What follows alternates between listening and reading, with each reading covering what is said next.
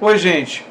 O governo Jair Bolsonaro, ele é dividido em diversas direitas diferentes. Como eu já tenho dito aqui no canal, não existe a direita, existem diferentes direitas. E quais são as direitas que compõem o governo Bolsonaro? Tem a direita liberal, a direita conservadora culturalmente, que envolve a bancada evangélica, a direita militar e a direita ligada ao agronegócio. Existem alguns pontos de interseção, mas a direita liberal, entre essas, é a direita mais propensa a abandonar o barco. E eu vou explicar aqui nesse vídeo por quê. Se vocês chegaram agora, o canal é a Nova Máquina do Tempo. Eu sou André Teixeira Jacobina, aqui a gente fala de política, de ciência, de filosofia. Tem uma sessão de diálogos com especialistas. O Filosofia Popular às sextas-feiras. E se vocês querem apoiar a gente, vai ter destacado no comentário links que vocês podem se inscrever, apoiar a gente, escolher as próximas pautas do canal, porque apoiadores que apoiam até um determinado valor podem ajudar e decidir o que é que a gente vai falar aqui no canal. Bem, a direita liberal, ela já vem dando sinais lentamente de que ela pode abandonar o barco. Quais são esses sinais? O Paulo Guedes falou mais de uma vez que se não for aprovada a reforma da Previdência, ele não sabe se fica. O João Dória, quando deu entrevista no Roda Viva, ele já sinalizou que ele tem diferenças significativas com o governo Bolsonaro. O que é uma estratégia do João Dória, que tanto quis colar a imagem dele com Bolsonaro no segundo turno, o Bolsodória, ele já inicia o processo de divórcio e de separação para se apresentar como um representante da direita liberal, na opinião do Dória, claro, essa vai ser a imagem que ele vai querer projetar, competente, com conhecimento de gestão pública e tal, caracterizando o bolsonarismo como uma direita chucra, incompetente, inoperante e tudo mais. E vários são os exemplos de coisas que estão acontecendo que tendem a favorecer isso. Não só Bolsonaro caiu de 38% para 35% de aprovação no Ibope, o que é um outro fator que leva essa direita liberal a se afastar, mas existem outras coisas. O Carlos Bolsonaro, ele recentemente soltou um tweet lembrando que o Mourão tinha dito que o João Willis deveria ficar no Brasil e que o João Willis deveria ter acreditado na polícia e na capacidade das instituições brasileiras de protegê-lo. O Carlos Bolsonaro, com esse tweet, ele está tentando ligar a imagem do Mourão à imagem de João Willis para desconstruir o Mourão. Ou seja, ele tem um alvo, que é o Mourão, seu inimigo, e ele quer desconstruí-lo. E foi por isso que ele usou esse tweet. É claro que ele não acredita que o Mourão e o João Willis têm pensamentos parecidos, mas em muitas questões, mas é claro que a estratégia é de criar no imaginário das pessoas um alinhamento. Isso é o Carlos Bolsonaro está fazendo, criar intrigas, criar confusão. Quando a direita liberal olha uma pessoa como Carlos Bolsonaro fazendo uma coisa desse tipo, eles começam a perceber, e já existem declarações de pessoas dessa direita nesse sentido, de que o governo passou 100 dias, ele está inoperante, ele está envolvido em crises e mais crises, e tretas e mais tretas, quer dizer, e não está conseguindo aprovar as reformas. Então, o que mantém a direita liberal no governo até o momento é a esperança de que reformas de cunho liberal sejam aprovadas. Se elas forem, por exemplo, a reforma da Previdência for aprovada até o final do ano, essa reforma da Previdência, que é uma reforma da Previdência liberal, porque não existe a reforma da Previdência, existem muitas reformas da Previdência possíveis, e essa é uma delas. Poderia ser feita uma reforma da Previdência de cunho trabalhista, de cunho socialista, de outros cunhos, não é? De outras perspectivas. Mas a que nós estamos diante de nós, a reforma que está diante de nós, é uma reforma liberal. Se ela for aprovada, isso tende a manter os liberais no governo e associados ao governo Bolsonaro, porque eles vão ter conseguido uma das principais reformas que eles desejam. Mas, se ela não for aprovada, eles podem já começar a fazer a transição que eles com certeza vão fazer para 2022. Por que eu digo com certeza vão fazer em 2022? O governo Bolsonaro ele já caminha para uma impopularidade, ele já está em 35% no Ibope, e isso tende a se agravar.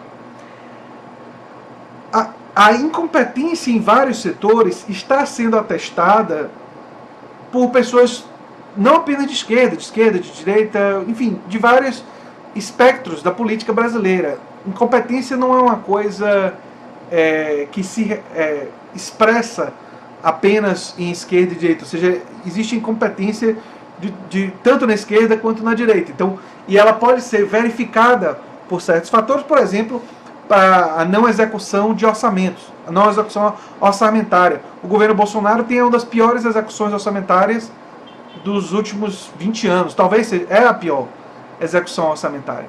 Diante disso, a incompetência fica generalizada e a direita liberal começa a pensar: nós precisamos viabilizar um projeto diferente em 2022.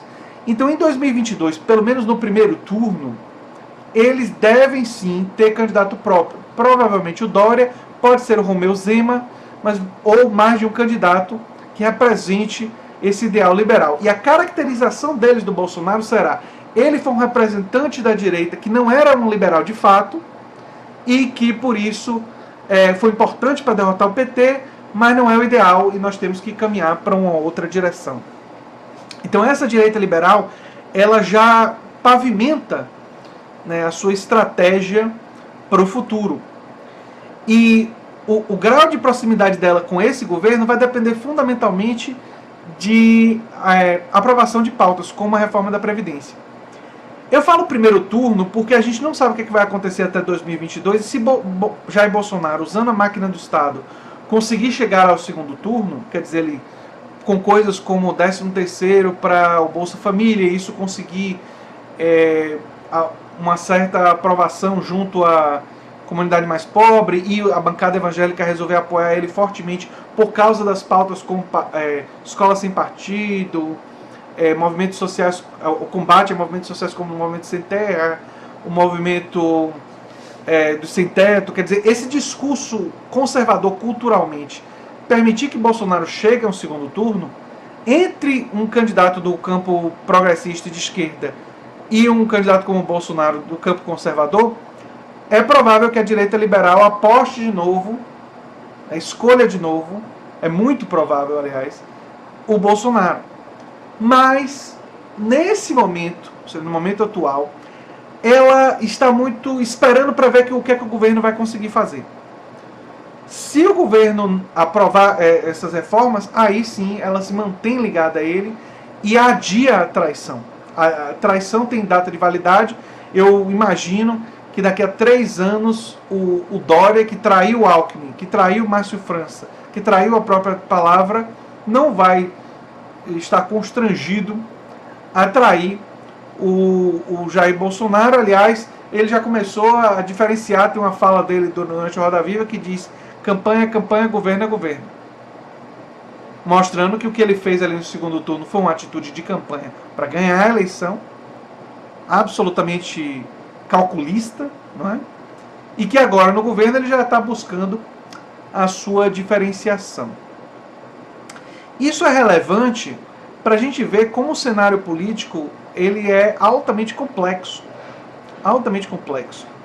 E que a esquerda, se a direita ela é multifacetada e dividida em vários segmentos, a esquerda também é, mas a esquerda não está embora ela está mais dividida hoje em relação a partidos políticos e disputa por liderança, do que uma divisão do ponto de vista ideológico. Isso tem a ver com o fato de que se a esquerda no passado ela chegou a se dividir do ponto de vista ideológico entre uma esquerda que fez acordos com as oligarquias tradicionais e a esquerda que não fez acordos com oligarquias tradicionais, quer dizer, você poderia ver uma diferença na esquerda aí. As oligarquias tradicionais todas abandonaram a esquerda, obviamente, porque tinha um candidato que era mais representante dos seus interesses, que era o Jair Bolsonaro. Então ela ficou totalmente sem essa possível aliança com as oligarquias tradicionais, e por isso os partidos de esquerda hoje se encontram com divisões e com disputas muito mais ligadas ao poder, quem vai ser a liderança, quem serão as lideranças, quais partidos irão liderar, e não uma disputa em torno de diferentes projetos. Isso significa que o campo progressista, no meu modo de ver, tem como aspecto prioritário, de agora em diante, a definição de uma agenda progressista.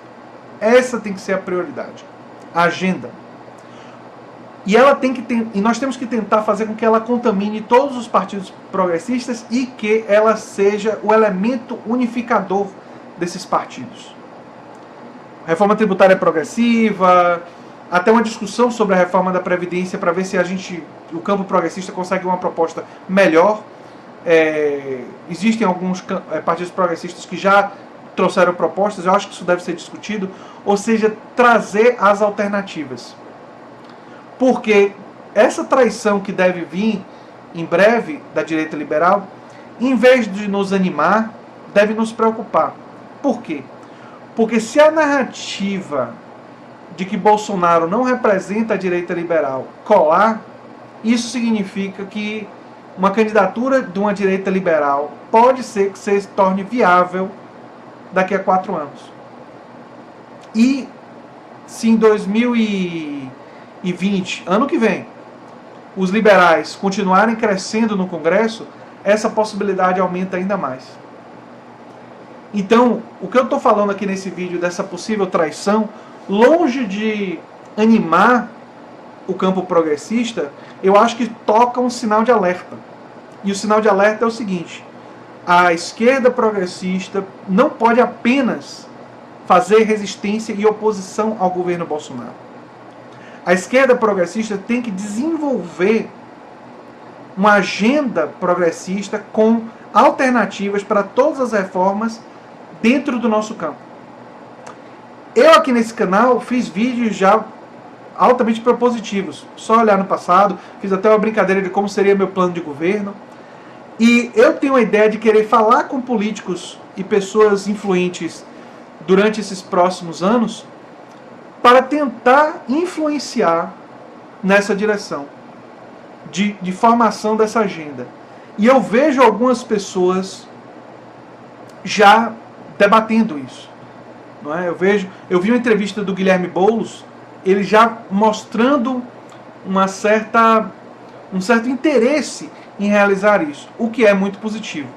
Não é? A Jandira Fegali deu uma entrevista também já sinalizando esse interesse, e acredito que outras pessoas podem ser aliadas nessa construção de uma agenda progressista, porque nós precisamos, o campo progressista ele precisa se unir e precisa ter propostas para poder oferecer à população uma escolha.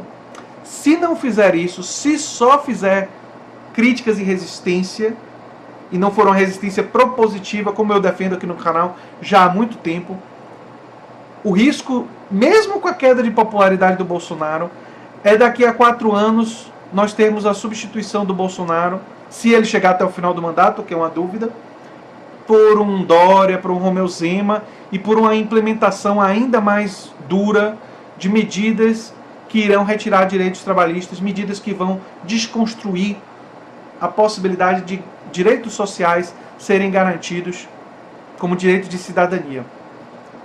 Então esse vídeo é para dar um alerta aí para o campo progressista e para a gente começar e continuar, os que já estão fazendo isso, pensando em alternativas.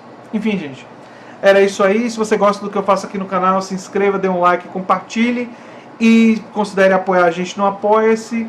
Se lembre sempre de divulgar os nossos vídeos que ajudam bastante a gente. Um abração e até o próximo vídeo. Tchau, tchau.